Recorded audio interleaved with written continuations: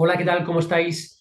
Hoy tenemos una entrevista muy especial. Tenemos a la doctora Ana Estrella Rufo, que nos cuenta las experiencias que ella ha podido investigar de la vida después de la muerte. Creo que es muy interesante poder escucharla a través también de su canal Asociación Internacional de Ciencia y Consciencia. Creo que también está haciendo una gran labor. Y bueno, hola, Ana, ¿qué tal? ¿Cómo Hola estás? David, encantada de estar contigo y estar en tu canal. Es un placer para mí. Igual, Gracias por invitarme. nada, pues para mí es un placer tenerte y que todo el mundo pueda escuchar este tipo de testimonios. Eh, yo quería preguntarte, Ana, ¿cómo fue para ti? Tú eres de aquí, eres nacida en España. ¿En qué población o ciudad naciste? Nací en Cáceres, soy En- extremeña. ¿Y tú cómo empezaste o desde cuándo, desde tu niñez o desde cuándo te llamó la atención lo de la vida después de la vida, por así decirlo? Bueno, pues fíjate David, yo siempre desde pequeñita era una persona que le llamaba la atención todo lo no tan normal, sino aquello que conllevaba unas cuestiones y unas preguntas, ¿no? sobre algún asunto. Entre ellas, la más importante que hacíamos aquí, esas preguntas existenciales que toda persona se hace llegado un momento de la vida. Y yo desde que era pequeña veía y sentía que aquello no, que esto que veíamos realmente no era la verdad, no era todo lo que éramos. Entonces, pues bueno, date cuenta que no había internet, no había muchos libros donde poder recalar información. ¿Qué año más o menos estamos? eh, Años Pues 70 ya. imagínate Bueno, una los escena de años no sé 60, algo, porque hasta el imagínate año los 2000 no 60, había ¿no? casi. No, no, no importa, los 60, imagínate. Cómo tú vas hilando, pero yo oía a personas como Jiménez del Oso, oía a personas como Raymond Moody, y empecé a leer todo lo que caía en mis manos sobre temas acerca de la vida después de la muerte. Y me di cuenta que la muerte no existía, me di cuenta que había mucho por investigar y que en la medida que yo pudiera iba a dedicarme a poder hablar de todo esto. Y bueno, parece un regalo, pero se me concedió. ¿Pero tenías alguna experiencia propia tú o simplemente te llamaba la atención lo que comentaban en ese momento la gente que investigaba estos casos? No, no, yo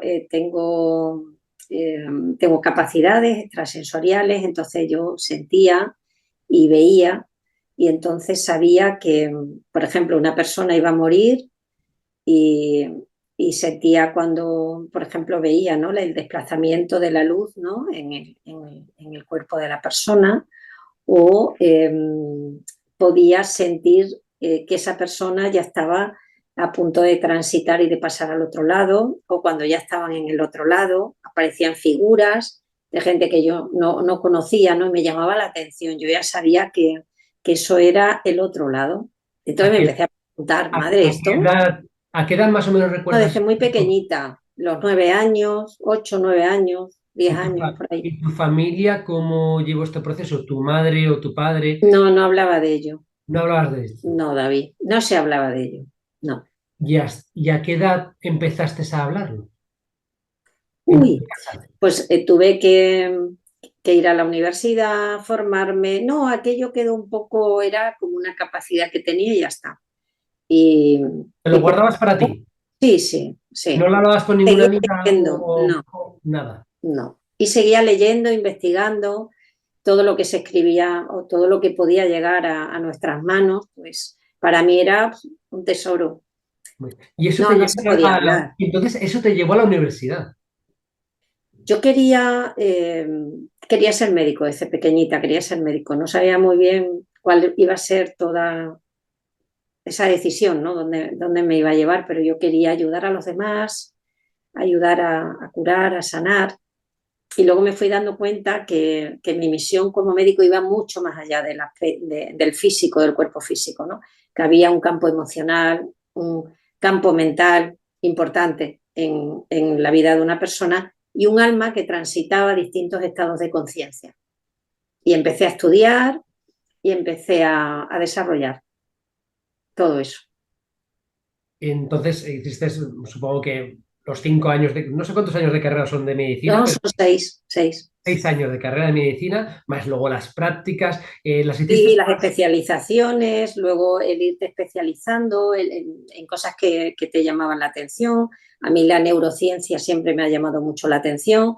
Entonces, antes se hacía así, ¿no? Hacías máster, especializaciones en todo aquello que podía ayudarte a comprender mejor, porque para mí el cerebro era el gran desconocido. Se sabía muy poquito, y a mí me interesaba poder tener esa conciencia de lo que el cerebro podía, a través de sus conexiones, entrelazar con el organismo, con los distintos órganos, con los distintos sistemas que conforman el ser humano. Y claro, está muy bien porque estás mezclando ciencia con espiritualidad.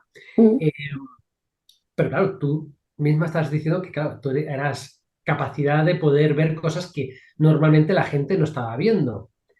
Eh, ¿En qué momento hay alguna paciente en algún momento de tus primeros años como doctora que te llamase la atención para seguir este tipo de investigación? Porque seguramente alguna te marcaría.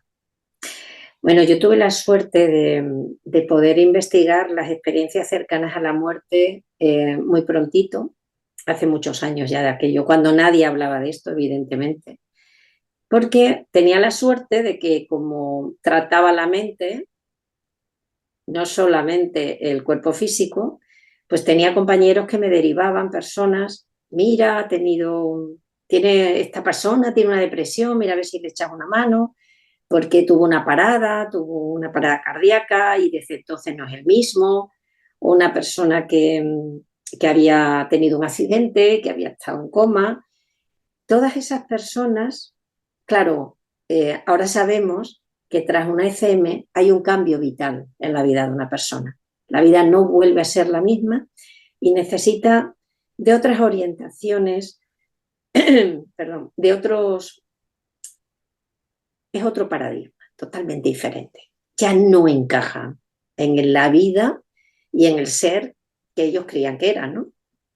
Entonces me mandaban personas que supuestamente tenían una depresión y lo que tenían era que habían transitado una ECM, que habían visto algo que les descolocó por completo, pero que tenían la certeza que aquello era real. Y empecé a investigar. Y así fue como todo lo que yo sabía, todo lo que yo sentía, empezó a tomar forma, pero una forma ya más real, más consciente. Yo empecé a tomar notas de esos casos y fui analizando con ellos esa experiencia que trajo una alteración en sus vidas y una transformación vital, ¿no? Cuando una persona transita una ECM, lo primero que se da cuenta es que la muerte no existe. Para mí eso era corroborar aquello que yo sabía, que yo intuía. Porque es verdad que tenemos la certeza, David, hay que creer sin ver, ¿no? A mí me encanta eso, pero luego hay que poderlo corroborar. Y es maravilloso, porque cuando tienes también una mentalidad científica, intentas explorar todo el campo para poder llevar a cabo una, una demostración estadística pura. Los números son números, no fallan, y poder poner en evidencia que la muerte no existe. Al principio todo ese trabajo fue de recopilación, de escuchar mucho, de trabajar con esas personas para también devolverles la seguridad, que pudieran elegir el tipo de vida que querían llevar, porque fíjate que después de una ECM una persona no encaja ni en su lugar de trabajo, muchas veces ni siquiera en su familia, ni en sus creencias, ni quizás en el ambiente social en el que se mueve, y necesitan tiempo para que eso vaya haciéndose cada vez más consciente, cada vez más real. están como escindidos, sobre todo antes, que no se podía hablar de esto, porque tú le explicabas esto a un médico y me decían, ¿va a pensar usted que estoy loco, doctora, o loca? Y yo decía, no, tranquilo que no, a mí me puedes contar. Y me encantaba, era apasionante saber que eso estaba ahí, que se vivía, pero que no era el momento, ¿no? De darle un sentido a nivel social, a nivel científico. Y Tenías- ahí me tropecé con Raymond Moody y empecé a leer y yo dije, wow, hay otros médicos que como yo hacen esto, aunque no lo digan. Pero Raymond Moody se atrevió a exponer los casos, fíjate la de años que llevaría Raymond Moody investigando, pues como yo transcribiendo, yo más humildemente, transcribiendo todos esos casos y dándote cuenta, primero, de que la muerte no existía, de que aquello que tú estabas analizando en los pacientes era tal cual, esa experiencia había existido, que una vez transitada la experiencia había un cambio vital profundo en la vida de esa persona a nivel de la conciencia. Es como saber quién eres. Y aquello era, imagínate, David, saber quién eres realmente. No lo que parece que somos aquí, sino quién eres realmente. Esa conexión con lo que ahora llaman supraconsciencia, para mí es la conexión con el ser. Para mí el ser es eso, tu yo, tu supraconsciencia, si quieren llamarlo así, para mí no, para mí es el ser. Y cuando esas personas conectaban con su ser, ya no podían vivir de otra manera, tenían que vivir con la conciencia del ser, de él, de la entrega, de hacer por los demás, de sentir la vida de otra forma, más intensa, con más coherencia, con más sentido. con más espiritualidad. Sí, con más espiritualidad. Y fíjate, David, que había gente que no creía en nada. O sea, yo he tenido personas que no creían en Dios, que no tenían ninguna creencia espiritual, que imaginaban que después de la muerte todo moría, no había nada más. Imagínate el shock. Es Sentir. algo muy habitual, ¿no? Y los casos, en este caso que contabas de depresión, que me parecen muy interesantes, es supongo que, bueno, toda la gente que, bueno, que manifiesta que ha tenido ese tipo de experiencia, que se encontraba tan bien allí, ¿no? En el otro lado, que no querían volver. Sí, sí. Es ¿Sabes algo qué muy interesante. pasa? Que te ves a ti mismo y todo lo que hay fuera de eso carece de sentido. Es como un traje, ¿sabes? Que has dejado ahí colgado en una percha y ese traje no eres tú, no se identifican con la persona que está abajo, que están viendo, en la camilla, en el coche, en el accidente, no se identifican con ello. Están en ese receptáculo donde son ellos, son parte de esa luz, de ese amor incondicional, y lo que sienten es tan especial que no quieren volver porque saben que eso aquí abajo no existe. Se encuentran con familiares, ¿no? O conocidos. Sí, algunos sí, otros no, algunos sí. Otros simplemente tienen un conocimiento de salir de su cuerpo, ¿no? Y ya está. Simplemente de verse a sí mismos. De verse a sí mismo en un... eh, muchas veces no hay ni paisaje. Me cuentan que es como un entorno blanco, luminoso, donde se sienten amados incondicionalmente. No ven a nadie, pero sienten que están acompañados de una luz, de un amor que no han sentido nunca. No es el amor que sentimos aquí o la paz. Eso es muy importante. No quieren regresar porque esa paz que sienten en ese momento no es comparable a nada que puedan haber sentido aquí. Se sienten integrados. Es como, a mí me encanta esa palabra, esa frase de volver a casa. Se sienten en casa, se sienten que es ahí donde realmente pertenecemos, no aquí. ¿Tú crees que nuestro cerebro tarda en morirse? ¿Por qué Sí, es así? O sea, ¿tú crees que podría ser, no te estoy juzgando, yo creo en el otro lado, así que, pero mi pregunta es, ¿Tú crees que el cerebro nos está mostrando cuando nuestro cuerpo muere, seguimos soñando de alguna manera? ¿Hay un proceso igual que estamos como de penitencia en que no somos conscientes de nuestra muerte y estamos soñando hasta pasar al otro lado? Te pregunto. No, no puede ser por una razón muy simple y es que el cerebro que se queda sin oxígeno. No hay ninguna conexión, con lo cual tú no puedes elaborar un sueño tan definido. No puede ser. No, no es posible. Y el cerebro incluso puede estar en anoxia. Eh, Últimamente se sabe que puede llegar a estar incluso una hora, ¿eh? Y luego regresar. No es posible, porque no hay conexiones suficientes con esas áreas temporales y parietales del cerebro para que se produzca una reproducción de un sueño o de un delirio o de un simple marco imaginativo. No, no es posible. ¿Y qué le cuentas a los pacientes que han tenido este tipo de experiencias y tienen este tipo, ya no igual, hasta miedo igual? ¿Puede que gente tenga miedo a tener ese tipo de experiencia, a volver ese tipo de experiencia? No. Nadie. Que va, te sorprendería.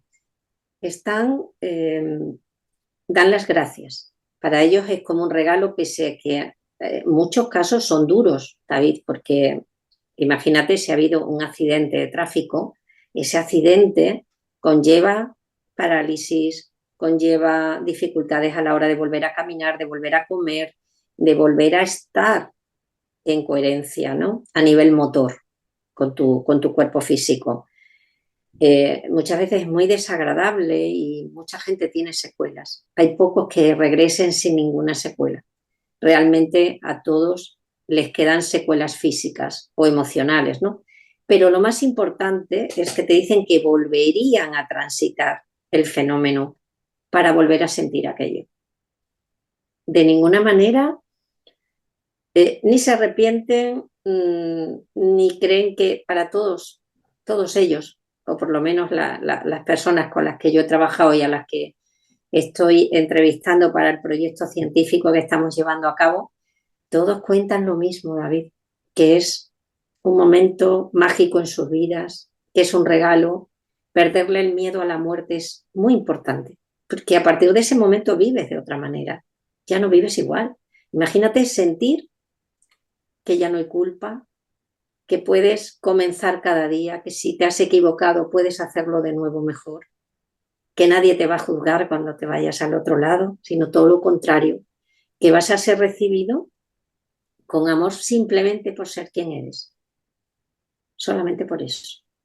Eso dota a tu vida física de una tranquilidad y de una paz que, que no me extraña, que no quieran perder. Supongo que habrá ambos lados, lado bueno y lado malo. Sí, sí, Existirá también esa dualidad. sí. Hay gente que no, muy pocas, también te digo, ¿no? Pero hay gente que no ha transitado bien la ECM, está muy descolocado, no le gustó la experiencia, no fue agradable, pero es una minoría. La mayoría de la gente cuenta que es un antes y un después en sus vidas, porque es una experiencia profunda e intensa, ¿eh? Realmente. Verte realmente a ti mismo fuera de todo contexto y envoltura y sentir que estás en la luz y que vuelves a casa debe ser increíble. Entonces, ahora mismo estás haciendo un proyecto o realizando un proyecto de investigación de este tipo de casos. Sí, ¿Cuál- la asociación. Yo soy la directora del proyecto, pero es la asociación. Interesante porque con lo que te habrá costado y llegar hasta aquí, claro. Uf, Esto, lo que tú has dicho, antes no había internet, ahora se ha abierto un mundo para la gente que pueda expresar esto, cuando antes no tenía ni con quién lo vas a contar, al del sí, la bar. gente no lo podía contar. ¿A quién se lo iba a contar? O sea, no había, que es una de las preguntas que yo hago en la entrevista, que es el análisis cualitativo, ¿no? del proyecto, ¿no? La parte experiencial de la parte cualitativa, ¿no? del proyecto. En las entrevistas pregunto, ¿quién creéis o qué organismo o qué grupo creéis que sería el adecuado para poder contar esto? ¿O cómo os hubiera gustado que hubiera sido con vosotros? Porque imagínate despertarse uno en una UCI, haberse visto fuera del cuerpo, haber visto a su padre o haber visto una luz que le ha hablado y le ha dicho no te preocupes, vas a volver, todo está bien, tranquilo. Imagínate eso, ¿qué haces con eso? Y ahora hay mucha información, pero hace 20 años, que te estoy hablando, 25 años, no. Había que rascar y investigar muy profundamente. Eh, ¿Cuáles de los casos ahora mismo que estás investigando eh, te, te ha llamado más la atención o cuántos casos ahora mismo llevas actualmente? ¿Sabes el número? No, no sé el número exacto, pero llevamos ya un buen número. No sabría decirte, David, si es que yo digo, cada vez que termino la entrevista, siempre les digo que me sorprenden. Todos son sorprendentes porque ves el cambio vital en la vida de una persona. Ves el antes, lo que te contaba que era o que hacía y qué pasa después de la experiencia. Entonces son tantos matices. ¿Ves? Seguridad, certeza. A ellos les gusta. Todos me dicen lo mismo. Tengo la certeza absoluta que yo he vivido esto y que no me lo imaginé, ni fue un delirio, ni fue una ensoñación, ni fue un sueño. ¿Cómo cuentan eso? ¿De qué manera lo vivieron? ¿Qué pasó después de esa experiencia? Que es lo que nos interesa del proyecto científico. El cambio vital tras una ECM. ¿Qué pasa después? Porque bueno, una ECM se puede contar mucho y hablar de las características. Hay una escala que seguimos casi todos, que es la escala de Grayson, pero lo más interesante no es si vieron la luz, si estuvieron en un túnel, si vino su padre, si... No, no. Para nosotros el interés estaba y estribaba en cómo una persona que vuelve de una experiencia de ese tipo ya no vuelve a ser la misma. O quizás, te voy a decir cómo yo lo veo, empiezan a ser ellos mismos los que realmente son. Conectando, claro, han conectado con su ser, con su esencia, digamos. Sí, Eh, y esa esencia está en otro plano, ¿no? Por así decirlo, en otro plano no físico. Eh, Ese plano no físico, al haber transitado, ¿es más palpable para ellos? O hasta que no vuelven a o hasta que no transites de nuevo, no lo vas a. No se encuentra más fino esa delgada línea con la gente que ha pasado estas etapas? sí, por supuesto. El velo disminuye considerablemente. Para ellos es más fácil sentir y experimentar sensaciones que muchos de ellos no habían sentido antes, claro. Sí, También hay que trabajarlo. Es una etapa. también, sí, también, pero mucha gente viene con capacidades. A ver, capacidades tenemos todos, todos tenemos un área sensorial que trabajando podemos desarrollar. Somos un campo energético y un campo eléctrico, eso ya no lo duda nadie. Entonces, si tú trabajas ese campo, esos campos se amplifican. La resolución es como el sonido, ¿no? Si tú le das, le subes unos decibelios, oyes con mayor intensidad, con mayor potencia incluso, ¿no? Vale. Pues esto es lo mismo. Hay muchos que vinieron sintiendo, viendo cosas que antes ni veían ni sentían. A unos les dura un tiempo y otros permanece con ellos todo el tiempo. Yo creo que son herramientas que cada uno necesita a partir de ese momento. Puede ser, puede ser. ¿Hay alguna manera de seguir trabajando? ¿Se trabaja con la meditación o con concentración? ¿O con qué? ¿O tú les dices o hay alguien que, oye, yo quiero seguir con esto? ¿Qué tipo de prácticas pueden hacer? Mira, para mí es fundamental para seguir expandiendo la conciencia, la respiración y la meditación. para mí son fundamentales. Mm. Alguien que respira conscientemente y se acompaña de su latido cardíaco, que para mí es fundamental, puede trascender en cualquier momento porque lo he visto, lo he hecho, lo he ayudado a hacerlo y lo hago en mí. Entonces, esto es así. Meditar consiste simplemente en conectar contigo y para eso se necesita el silencio y el acompañamiento de esa respiración. Luego podemos ayudar con técnicas, ¿no? Con el análisis de conciencia, que es una técnica maravillosa, donde exploramos la travesía del alma, ¿no? A través de los distintos estados de conciencia en la que el ser humano, ¿no?, puede escenificar a lo largo de la vida y de muchas vidas, ¿no? Y la hipnosis, que es de una gran herramienta también para apoyar esos estados y concretar el sentir y el saber de ese tránsito.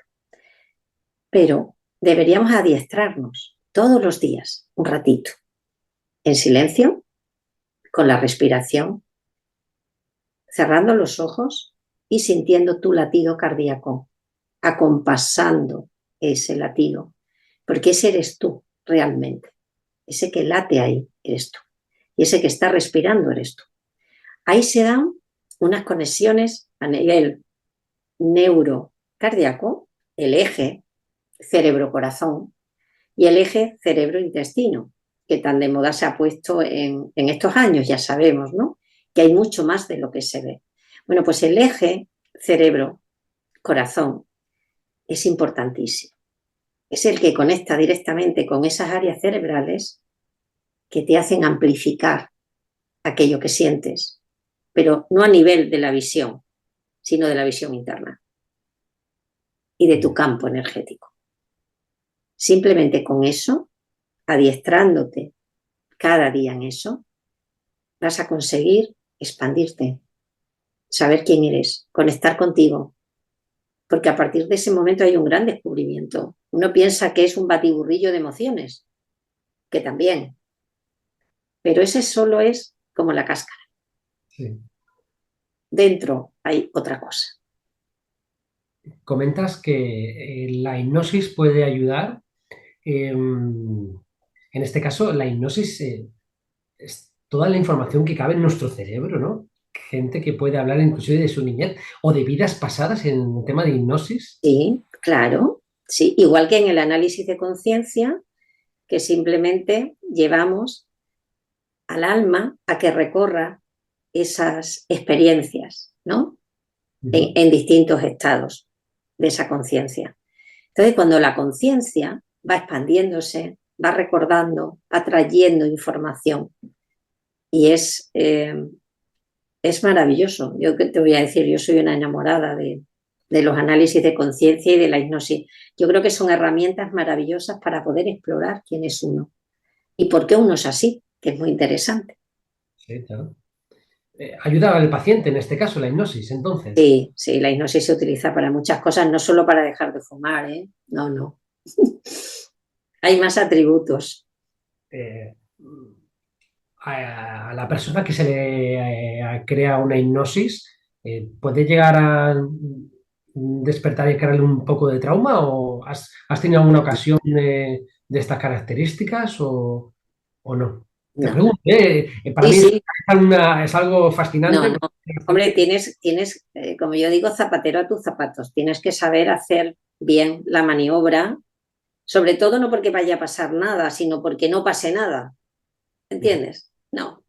Hay que, simplemente acompañas al alma de la persona a que visite escenarios, pero en un estado de conciencia donde realmente uno es un observador y de repente se encuentra en dejar de ser el observador para ser el que vive la experiencia, pero siempre bajo unas coordenadas emocionales, digámoslo, seguras, precisas y donde no tiene que haber ningún problema. De hecho, yo nunca me he encontrado con ningún problema. Qué interesante, qué interesante. La verdad es que sí, Ana. Bueno, y Ana, yo creo que A ver, y si alguien quisiera, que está viendo este vídeo ahora mismo y dijera, oye, a mí me ha pasado esto, ¿cómo pueden ponerse en contacto contigo, Ana? Mira, tenemos un correo electrónico para la gente del proyecto científico que es experimentoecm@gmail.com. Aquí lo pondremos aquí abajo y para que O la que gente... me busquen por las redes sociales. En YouTube está ICIC, pueden mandar mensajes. En Instagram también hemos abierto la asociación ICIC para que nos busquen y pueden mandarnos ahí su experiencia, si quieren, ¿no? Compartir con nosotros. Sí, claro, hay gente que supongo que estará todavía cerrada a contar este tipo de experiencias que para mí Sí, son sí. muy De bonitas, hecho, ¿eh? David, hay gente que te comenta que a lo mejor han pasado 17 años, 20 años, personas que les ocurrió con 13, 14 años y no lo habían contado nunca. Qué Porque curioso. claro, ¿cómo cuentas algo que inmediatamente va a derivar en una alucinación, en este se le ha ido la Sí, cabeza, no es real? El miedo a ser juzgado es algo inherente al ser humano. Entonces, muchas veces dejamos de hacer cosas, de decir cosas, por miedo a lo que digan, por miedo a lo que puedan pensar. Y en realidad dejamos de vivir. Por eso, cuando alguien tiene un tránsito fuera de la consciencia, digamos, normal en la que vivimos y trasciende eso y llega a ese espacio donde realmente hay una amplificación de esa consciencia, se corre el velo y tú puedes ver. No es que no tengas miedo de contarlo, es que, bueno, tú lo cuentas y si lo creen bien y si no, pues no pasa nada. Comienza a desaparecer ese miedo a ser juzgado, a sentirte que puedan pensar de ti, que realmente es bastante triste, porque todo el mundo debería tener la libertad. Para mí es libertad de poder contar, de poder compartir. A mí me encanta hacer esas entrevistas porque es una forma de conectar con personas que han vivido algo trascendente, sí. interesante y vital para todos nosotros. Para mí son mensajeros con un mensaje clarísimo. Los demás, bueno, podríamos discutirlos, ¿no? Que no los discuto en absoluto, pero para mí el principal mensaje es la muerte no existe, no morimos. Imagínate, qué tranquilidad. Sí, la verdad es que es una experiencia fascinante. Y yo creo que algún día, y por supuesto con tu ayuda, con la asociación, se hará palpable científicamente todos estos hechos.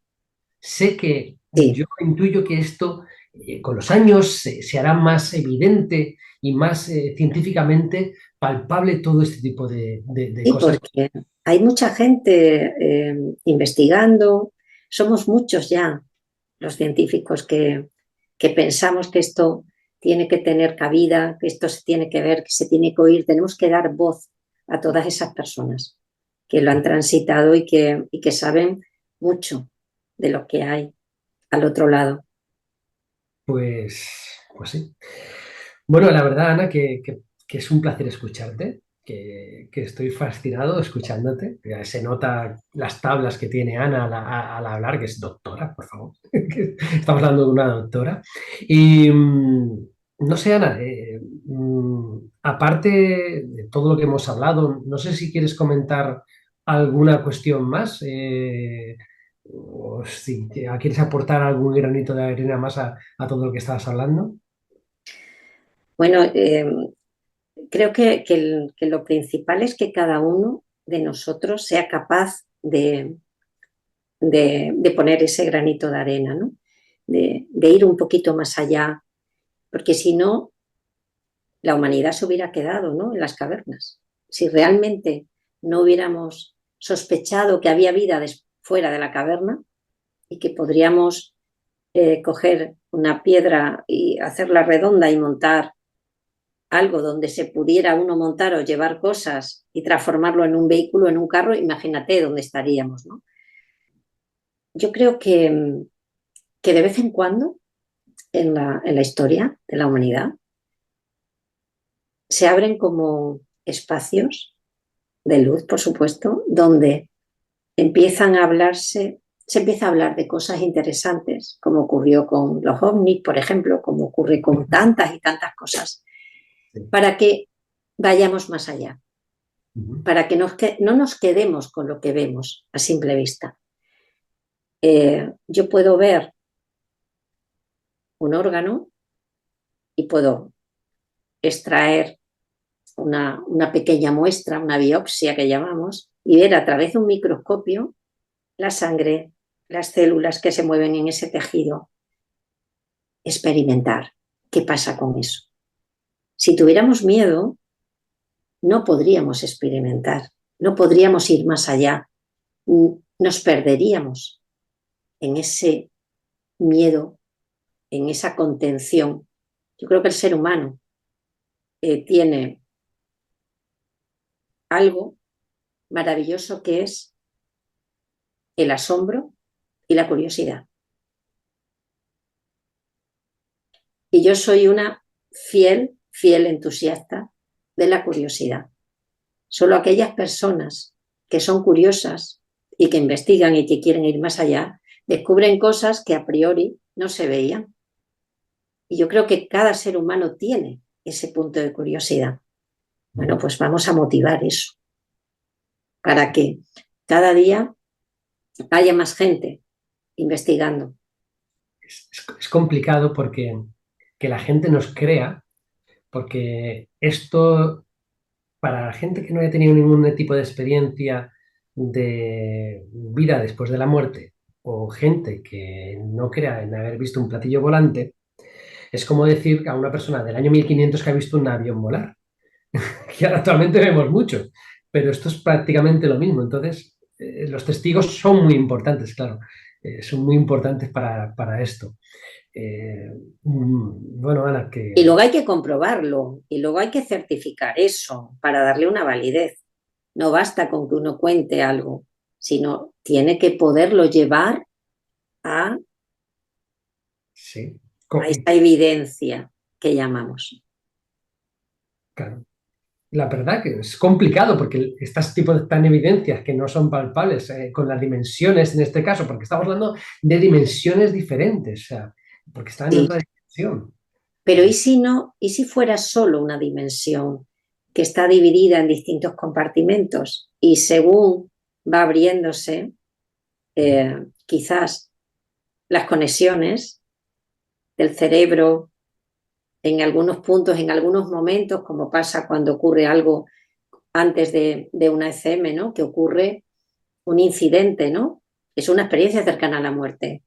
Va a suceder la desconexión. Y si en ese momento se amplifica y se abre esa estructura que realmente somos, pero que en condiciones normales no vemos, porque el aparataje está enfocado en la evidencia de la cercanía de lo que creemos ver. Quizás sería, ¿no?, un punto de vista pensar que en el momento que ocurre algo que altera el normal funcionamiento de esa parte del cerebro que es vital para tu supervivencia y que en ese momento deja de funcionar, se abren los otros compartimentos que están destinados a que tú sepas quién eres. Sería fantástico. Contamos que estamos contando la vida después de la muerte, esa esencia, en esa conexión con la esencia suprema, pero hay gente que te cuenta, ya lo hemos tocado un poco por encima, re- que ha tenido la sensación antes de venir. Hay gente que te haya podido contar, vale, he visto esto, pero yo tenía la sensación de antes de nacer, de la vida antes de nacer.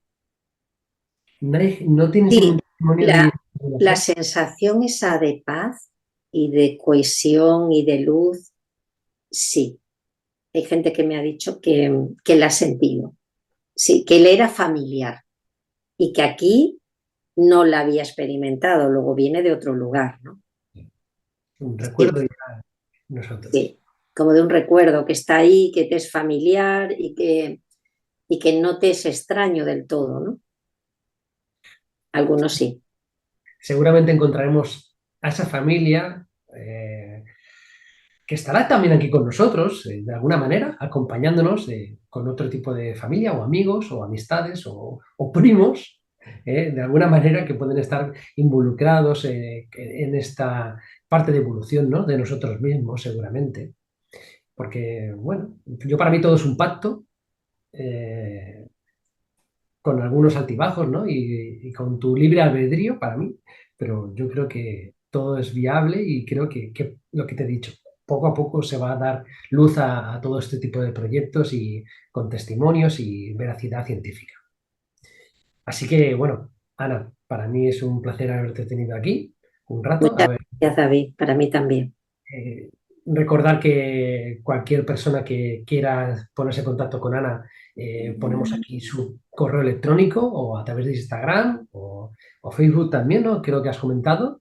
Sí, Pues aquí lo dejamos puesto y bueno, Ana, que seguramente nos veamos otra vez en algún tipo de entrevista. Igual voy a verte y hacemos una entrevista que a mí me gustan cara a cara y presencialmente, que me parecen más bonitas. Pero bueno, está bien abrirse a las nuevas tecnologías. muy bien, David. Un placer. Muchas gracias. Bueno, gracias, Ana. Gracias a ti.